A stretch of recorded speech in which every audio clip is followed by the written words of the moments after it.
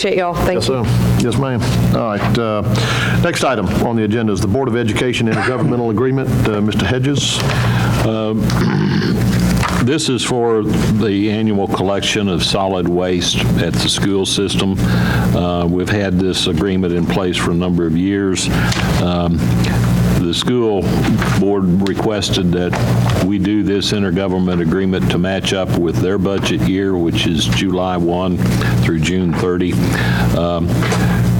This was before this board, probably in November, and a mistake was made on the fee. I think we wanted to charge $18,000 a year, believing that the previous fee of $16,500 was an allocated number for 11 months instead of 12. That's not the case. This new intergovernment agreement is for 3 years. It starts at $16,500 and it goes up $500 a year for 3 years. This has been presented to the Board of Education. They like it, and on their side, they've agreed to it. So it's an annual contract. This time it'll go for 3 years. We'll pick up their trash. There's a couple of months during the summer that we don't pick up anything at the 6 or 7 school buildings. Mr. Chairman? Yes, the county, the Board of Education's already approved this officially in their meeting. Yes. Okay. Go ahead, Commissioner Evans. Got a motion to approve from Commissioner Evans. Do I have a second? For discussion. A second from Commissioner Amami. I saw his hand first. All right, we're in discussion. Have we got the figures from Dana?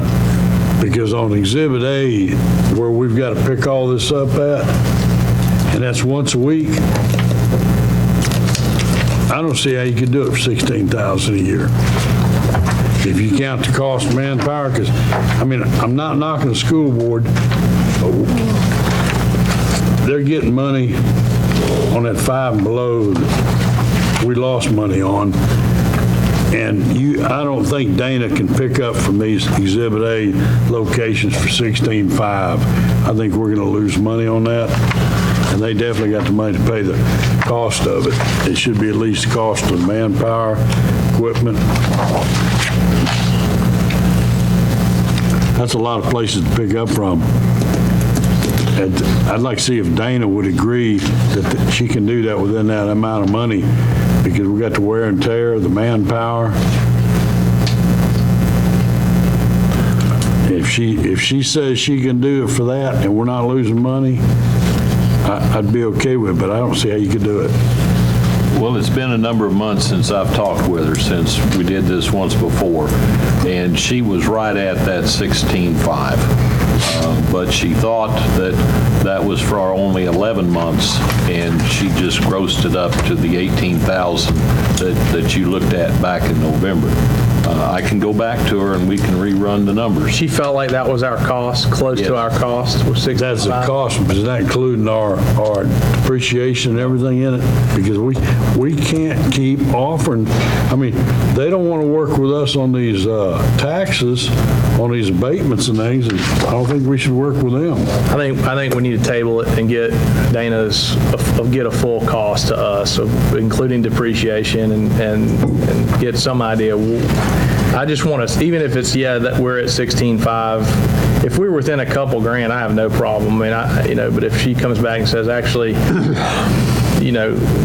factoring overtime, depreciation, everything else, we're closer to 30, 35, then we need to renegotiate it. We have a time limit on this. They're going to continue picking up their trash. Right. We will still okay. So we're billing them at the old rate. But it's for a 10-month period, right? Yes. Not 12. And you're thinking this from all the information that was fed to us before, it was cost neutral. That's the way we had it. That was back in about November. And I pick up the cost on my end. I don't want to start a squabble about $1,000. I don't either, but I just. But look, we just spent $80,000 fixing that road down there at Five Below, and they wouldn't work with, We do, I think they pay their fair share. they paying, I look at my tax bill now, and the majority goes to school board. it always has, and We it got it. always will.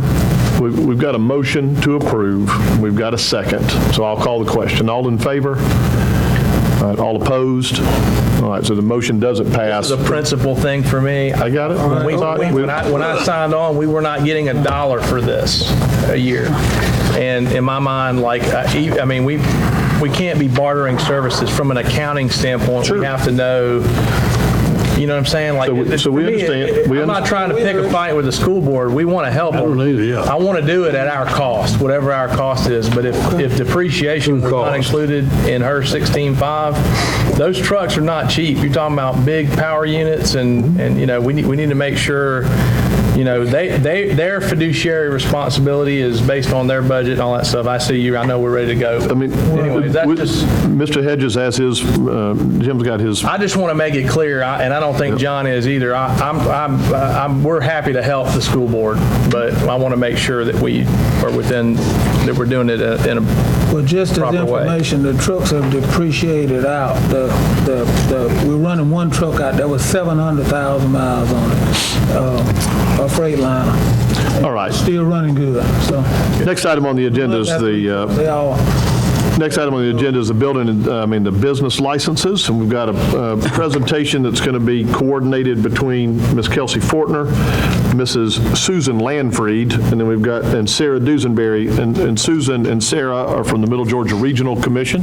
Appreciate y'all coming up today. And tell us about what y'all looked into and what your report is today, please. Sure. So we were approached to develop a business license ordinance for the county. And so we looked at a variety of the surrounding counties and cities and kind of what other people are doing in the region, and so come to you with a brief presentation. Okay.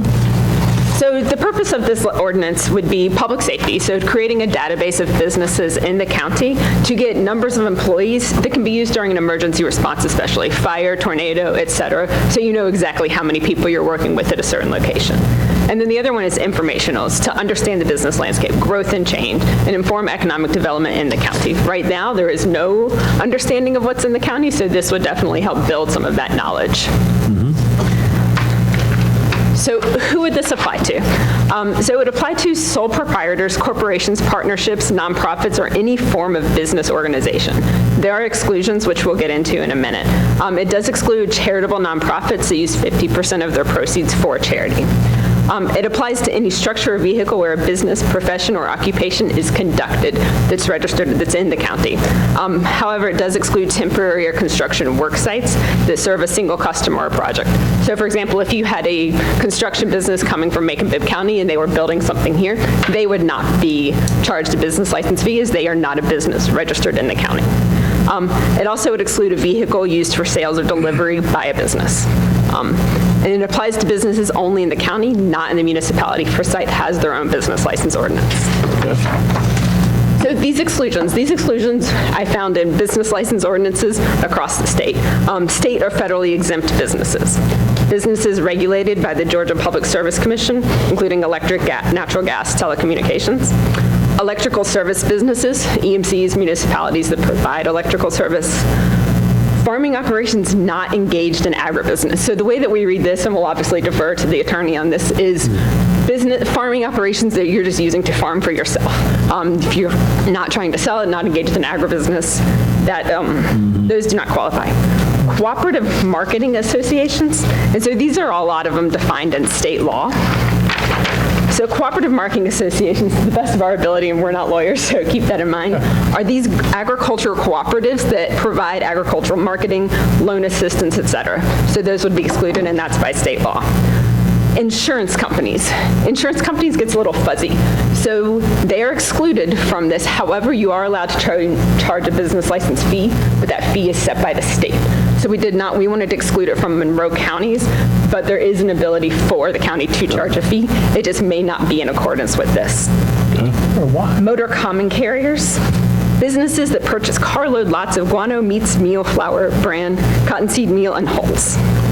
Depository financial institutions, banks, credit unions, facilities operated by a charitable trust, and then practitioners exclusively employed by a government agency, federal, state, local. Okay. Other exemptions, and this one, the ordinance, you don't want to necessarily charge that 15-year-old kid who's mowing lawns for the summer.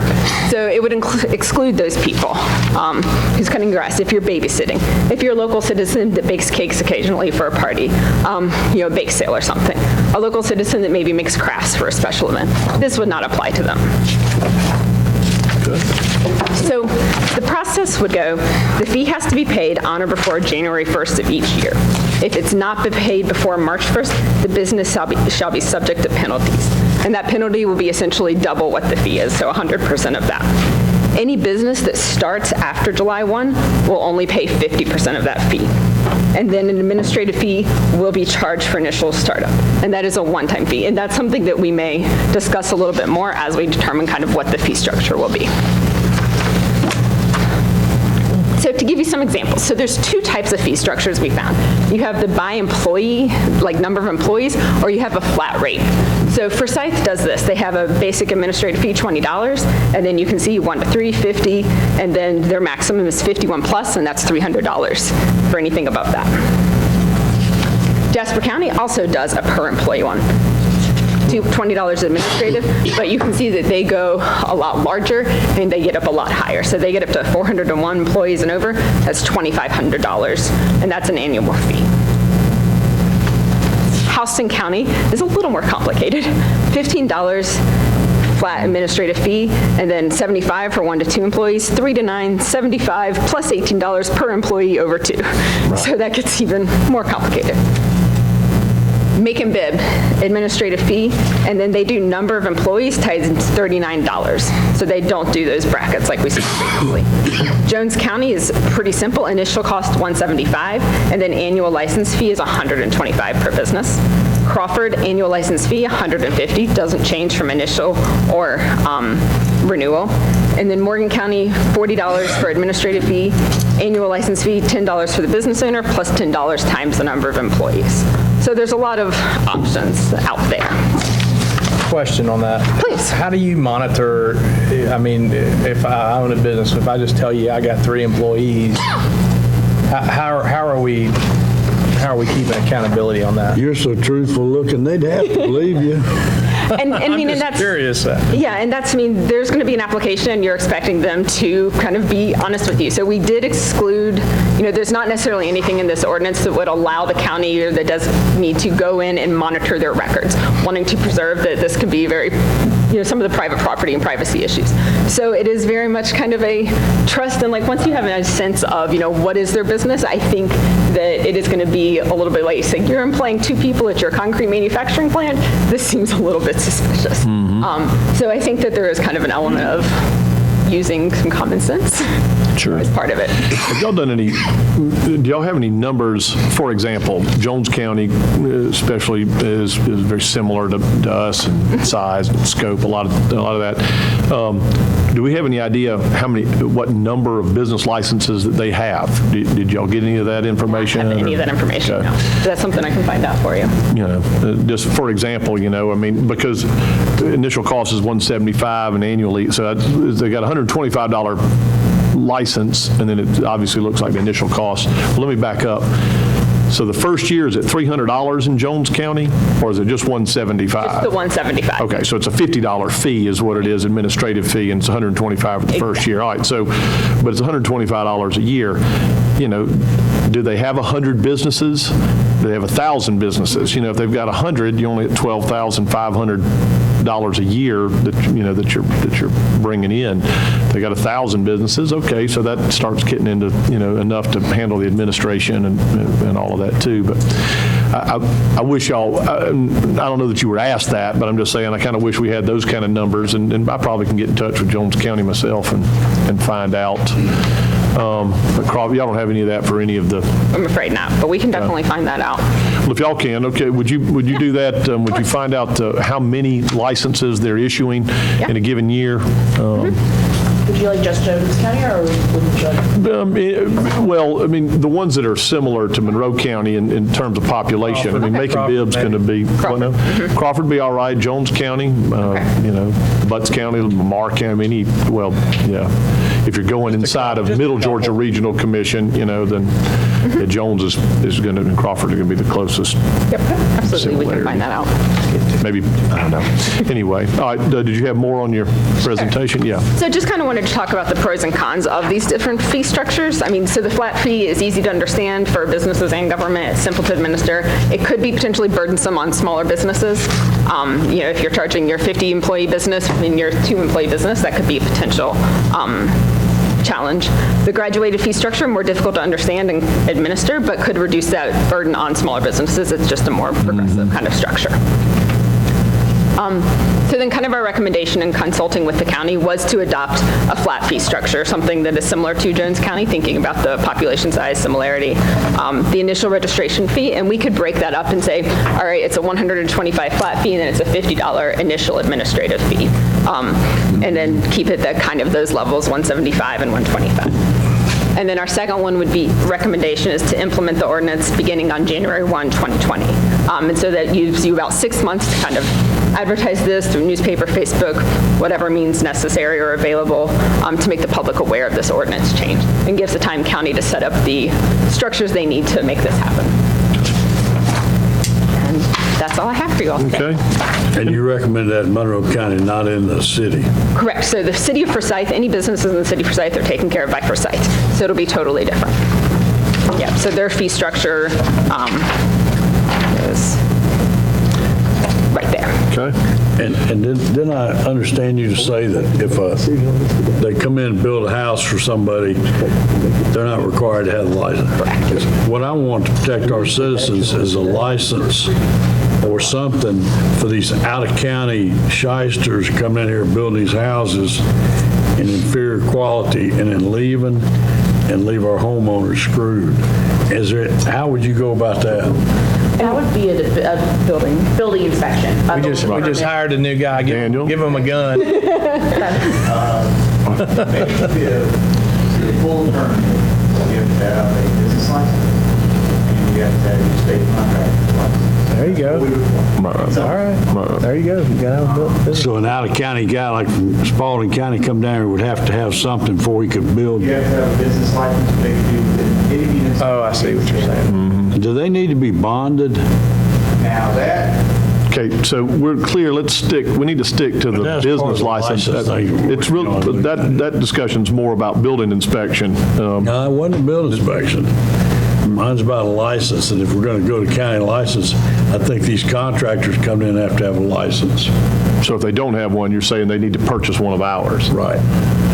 And was that addressed in? I'm down with that. Yeah, sure, I got it. I think the state building code addresses that. I think the state building code, unless you're constructing a house for yourself, like I could build my own house, but if I sold that, I think the 24 months, there's some year provision that allows you to build a house for your personal use, but if it's sold in a certain period of time, you can't go pull another permit without a licensed contractor. But the state law addresses contractors and building licenses. Well, they have to be licensed.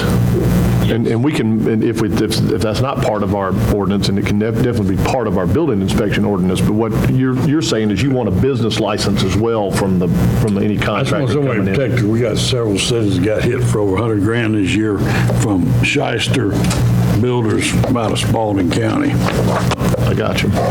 And they got to go up there to file a suit. All right, and understand that this today is a first reader. This is a first look at this right here. Good presentation. I think so too. Any other questions for? I have one comment, and believe it or not, the Edmonds and Associates financial package that was purchased by the county includes a module for business licenses, so we will be able to capture a lot of information within our existing system. But we don't know how to operate it. We've never used it, and that's one of the reasons we want to delay the implementation until the end of the year, just to let everybody know, and Ms. Kelsey is going to take this on board, and we've got to get her trained up. And if we vote to implement it, absolutely. If y'all would get that information for me, and just get it to. One last question. Why was an exemption given to an insurance company? This is just state law. It is? Yep. Insurance lobby strong, man. They got a bunch of them insurance folks up there in That's right. Capitol. Sorry, rascals. So I do have one thought while we're on this, is for a company that is born in Monroe County, I think we ought to do something special for them, like either do a reduced fee or whatever. If you're a brand new startup and you did not come in to the county incorporated or something like that, maybe do some sort of a reduced fee or something like that. Just a thought. No, it's a great thought. I mean, Anybody do anything like that? to help encourage or motivate, Yeah. I mean, to that could be some sort of incentivize folks starting one, sure. I have not seen anything like that, but we can draft up language and kind of do some research around that. Okay. Okay. All right, and we can and definitely can discuss I it like more. it, though. It's good work. Thank y'all for y'all's, thank you for your presentation. All right, next item on the agenda is the building inspection vehicle purchase. And Mr. Hedges, you got a presentation on this? Well, I'm just going to talk a little bit. And I think everybody's had the opportunity to meet our new chief building inspector, Daniel Brown. He started Monday. Very, very pleased to have him on board. We have 2 building inspectors now with Daniel's addition. The other is Mark Goldsby. But we only have 1 vehicle. And the vehicle that we did have when we had 2 building inspectors was the 2007 Chevrolet Silverado 4x4 with over 200,000 miles. That was the vehicle Bentley Cox was using. That's now been absorbed into the system and is used by Larry Taylor, and he's using it to collect garbage bags from around all the various buildings. So with the addition of a new chief building inspector, we need to purchase him a vehicle. Had a look around, and our friends down in Unadilla at Brennan Ford have a 2019 Ford Ranger 4x2. Ford Ranger is a mid-size pickup truck. It was reintroduced this year. It has a better gas mileage than the full F-150. The vehicles they have available is a 4x2 for $31,283. This would be funded from the 2020 SPLOSH money. They also have available a 4x4 for $34,353. And it would be my recommendation that we purchase the 4x2 at a price of $31,283 to be funded from 2020 SPLOSH money. Mr. Chairman. Okay, y'all have heard the presentation by the county manager. What's the pleasure of the board?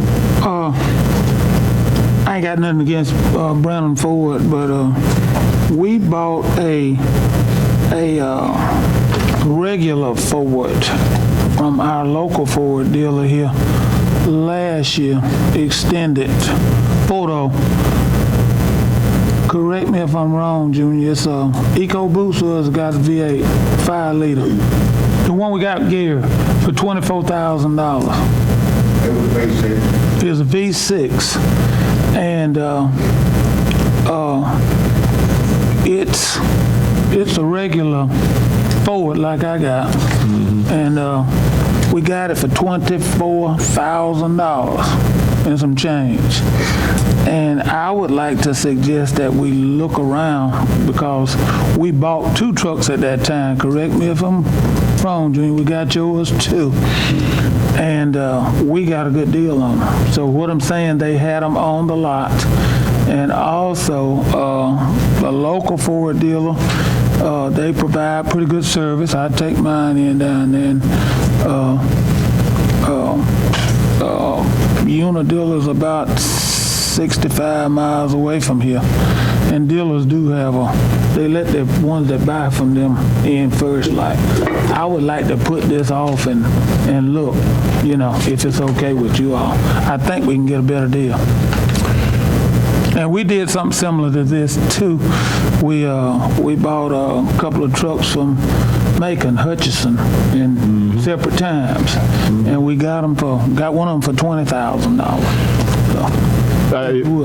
And if until then we can look for something. We got a gray Mercury out there that's still drivable, and move around, but I wish we would do that. We might can save $10,000. I think we've got definitely got a temporary solution for now, and I think it behooves us to look a little bit more. I've got to admit, $31,000 on a Ford Ranger, it sounds high to me. But you got to remember, that's a brand new one. It's I got it. very hot. They're selling like hot. I got it. Well, right, we don't need to pay extra because it's hot. That'd be more to I believe we put need- that one down, Don. Give me a break. You know, right, anyway. I believe. So,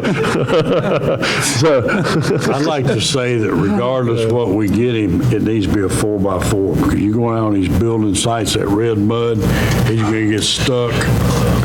sure, there's definitely that to consider, but I think the general consensus is we never want to get you, we need to get you a vehicle, but I don't think the Ford Ranger at $31,000 is the one we want to do. So at this time, I think what we need to do is just kick it back to the county manager and let him, and meet with him at some point, give him suggestions on Trophy Ford or Okay, I'd like to just throw one thing in here is that, you know, when we have these needs for vehicles, I go to our chief purchasing agent, and she goes to those organizations that are registered as the Georgia fleet vehicle, and that's the prices that she gets.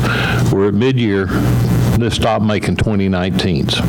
So the only thing I can go do is search around and find what's on lots. We have bought a large number of vehicles this year from Brennan Motors. There was a lady that was working out here for Trophy Ford.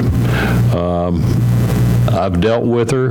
I'm not so sure she's still employed. She was working 4 hours on a Tuesday. It's very difficult to get these state prices, and they've sold. So I will go back to the drawing board, working with Phyllis to see what we can find out there. Believe my direction is something that's 4x4. And Jason Connell with Volume Chevrolet. I was going to say, we ought to at least give him a shot. We got a brand new Chevy dealership coming to town, and Jason Connell. and they're making a sizable investment in our county, and we ought to give them Absolutely. first right of refusal, in my opinion, on at least matching somewhere close. Well, there's a state, I mean, we've got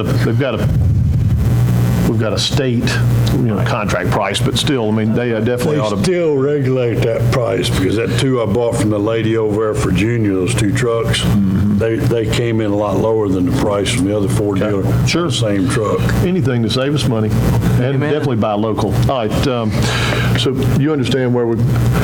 I got it. I got you, yes, sir. All right, next item on the agenda is the discretionary fund expenditures. Commissioner Mommy, if you would make your presentation, and I'm all Sure, I'll be brief. And he's in charge. I had a chance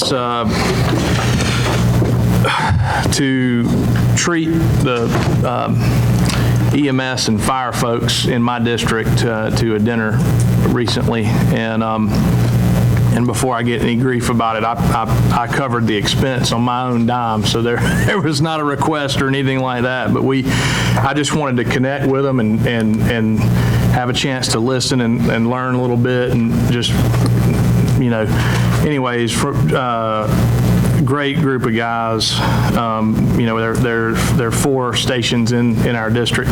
Anyways, long story short, some of the little things that I've realized those guys have done without some things that I think would make their jobs a lot easier and would help give them a little bit more. I don't know, I just thought it would be an encouragement for them to get some things that are sort of on their Christmas list of items and things that they need and can use on a daily basis. The list was run by Chief Perry and also by Jim, and this would be coming out of my discretionary from last year. We ran into some issues. We had earmarked my discretionary from last year for the American Legion, and I'll be darned if, go figure, I've not been able to find an internet service provider, even at an expense, that would run internet to that building. So here we are again. Half of our plans that we wanted for that building were connected to us having internet as far as doing what we were going to do there. So long story short, rather than let those funds go to waste or not use them to benefit my district, this was one of those things where, we wanted to do something that would benefit the guys that work in our 4 firehouses in my district. And this was kind of their wish list. Like I said, Chief Perry had a chance to go through it. The county manager's gone through it. And this is coming out of my last year's discretionary. I commend you for what you're doing, but that's your discretionary funds, and you don't really need to bring it up front. We don't need to know about it. Okay. Thank you. I thought procedure was to, I think be my preference. the county attorney his preference is that we at least approve as a group. And so with the understanding that we think that there's some leeway on what he can do with his discretionary funds. That being said, I'll entertain, I'll make the motion that we approve the $14,409.85 out of the 2018 discretionary I fund. think it would mean a lot to all the guys to have everybody on the board approve this one, just given the circumstances. Oh, yeah, it's your funds. You've got a motion. Do I have a second? Yep. Got a second. Commissioner Ambrose, any discussion on it? All in favor? All right. Motion passes. Okay, I got one. As you know, our director at workforce died last year, and since that time, we've been running it on volunteers with some administrative experience. And we've had a couple of people to express an interest. One is a retired teacher that that she talked to, and we've got another one that's been working, and she's a retired social worker that got all administrative skill. And we need that center. We run it 4 days a week. And we've got interest from 3 people, actually, that's got the administrative skills to do it. And I want to use part of my last year's monies also to fund these positions. And we can work the teacher that she's got no problem at all working in High Falls, working in Cologne, working in Bolingbrook with those older individuals that cannot get out with a laptop even, to go to their homes, to familiarize them with computer technology, how to load the paper in their copiers, how to talk to your copier with your phone, the whole 9 yards. But we've got 3 interested persons, and it will not cost if we go ahead and fund it over $15,000 for the rest of this year, and we can pool them out. And I've got monies left over from that. Okay, so you've got as a request or a suggestion or a submission from Commissioner Evans to use what's the total amount that you've got in your last year's discretion? She had to give you the exact figure, but I've got monies. But he's got some left. Yeah. We had some left. So we can use, if it's not enough, we can then use part of This year. year's. Okay, all right. So what you're talking about is funding a position Perhaps. as opposed to a purchase. I mean, Right. Is there any issue with that on the legal side? My suggestion would just be that money be contributed to workforce instead of that we're specifically funding an employment position. And let them pay her. And then let them pay. Is it